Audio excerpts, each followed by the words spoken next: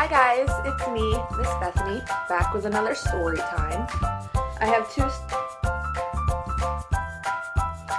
two stories today. I have There's No Such Thing as Monsters, and I have the Mommy Book. And we're continuing with our Mother's Day stories for today, and tomorrow I have a special story for mommies, so make sure you tune in for that one.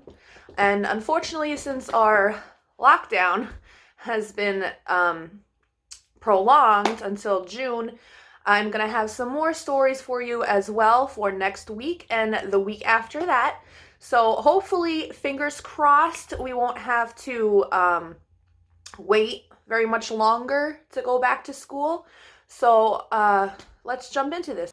Okay, so let's start off with the Mommy Book.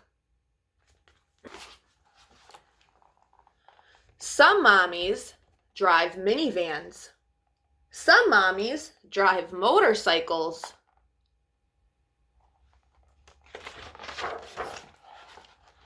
Some mommies wear jeans, and some mommies dress up. Some mommies make snow angels with you. Some mommies play in the rain with you.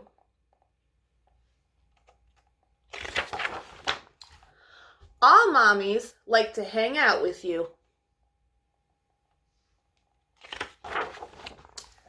Some mommies like to dance, and some mommies like to swim.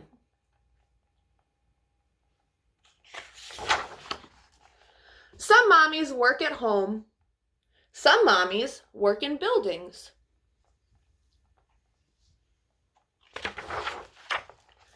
Some mommies teach you how to paint, and some mommies teach you how to play sports.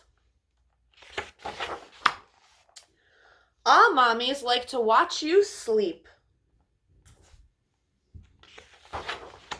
Bane, come on.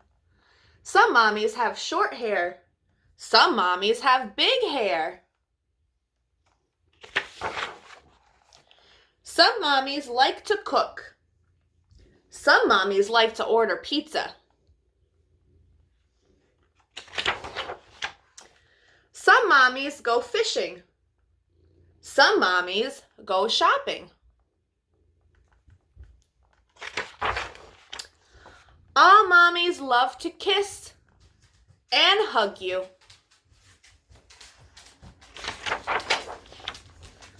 Some mommies fly kites. Some mommies fly planes. Some mommies sing you songs. Some mommies read you stories. Hi, Dixie. All mommies want you to be who you are. The end. Well, come here, Dixie. You can come say hi. Okay, bye. Hi. My new adopted cat over here wants lots of lovin'. This is Bane. We got him yesterday. He's lovable and he's cute and he's cuddly. Bye.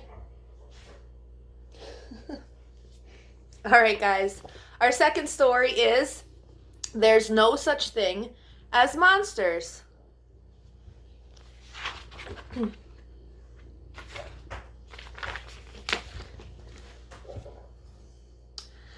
I've got my own bedroom. I am so big now, said Little Bear excitedly.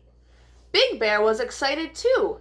He had his bedroom all to himself at last. Off to bed, dozy head, chuckled Big Bear. Little Bear snuggled down and tried to go to sleep, but he couldn't. Everything felt different. The dark seemed so much darker without Big Bear there. Then, as Little Bear peered into the shadows, he saw a monster! A big, scaly monster, all covered in spines, watching and waiting and ready to pounce. Big Bear! Big Bear! cried Little Bear. "There's a spiky monster in my room, and it's coming to get me." Can you relax? Big Bear rushed in and turned on the light. "You better stop that." But there wasn't a monster, just a floppy old toy on the back of a chair. Big Bear put it on his head and did a silly, spiky monster dance. "Don't be scaredy, Bear. Shadows can't hurt you," he said. Little Bear snuggled down and tried to go to sleep, but it was just too quiet without Big Bear there. He tried humming a little song to keep the quiet out. Then he thought, what if there's something under my bed? Something that's keeping very still. Shh. He wriggled nervously over to the edge, peeked underneath, and saw a monster's tail. "Big Bear, Big Bear," squealed Little Bear. "There's a slimy monster under my bed, and it's going to eat me." Big Bear rushed in and dived under the bed. But there wasn't a monster, just a stinky old sock. Big Bear put his hand in the sock and made stinky sock monster noises. Then he bundled Little Bear back into bed. "Night, night, don't let the bed socks bite," chuckled Big Bear. "Dixie, you can come over here, honey. She's like, he's not gonna hurt you." Little Bear snuggled down and tried to go to sleep, but he felt lost in the middle of his new big bed. It was just too lonely without Big Bear there. Little Bear's lips started to wobble, and he was just about to cry when he heard footsteps coming closer. Tip-tap, tip-tap. The door slowly opened. It was Big Bear! "There's no need to be frightened, Little Bear," he said. "But I don't like being all on my own," sniffed Little Bear. "Don't worry," said Big Bear. "I've brought old Hoppity to keep you company." He tucked his favorite tatter toy into bed with him. "Now you won't feel so scared," he said. "Silly Little Bear," chuckled Big Bear as he went back to bed. "Frightened of monsters." Big Bear snuggled down in his bed and tried to go to sleep, but he couldn't. His bedroom seemed so empty without Little Bear there. Big Bear lay in the dark, humming a little song to keep the quiet out. Just then, he heard a noise, a growly, snuffling noise. Yes, Dixie, just like that. Oh, don't you start. Hi. Hello. That's my Apparently, I have a zoo in this house now, so Dixie. Yes, monsters snort just like you do. And it was coming from Little Bear's bedroom. "Oh no," thought Big Bear. "A stinky sock monster under the bed, and it wants a Little Bear for its supper." Big Bear raced down the hallway as the noises got louder and louder. "I'll save you, Little Bear," he cried, pushing open the door.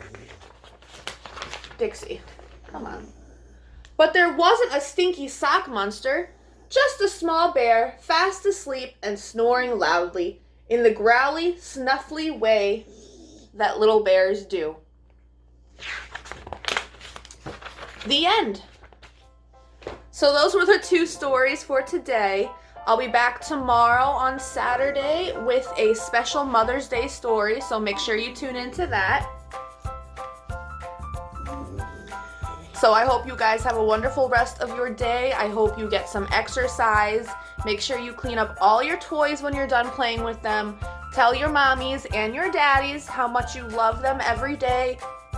And as always, you guys are kind, you are important, and you are very, very loved. Bye.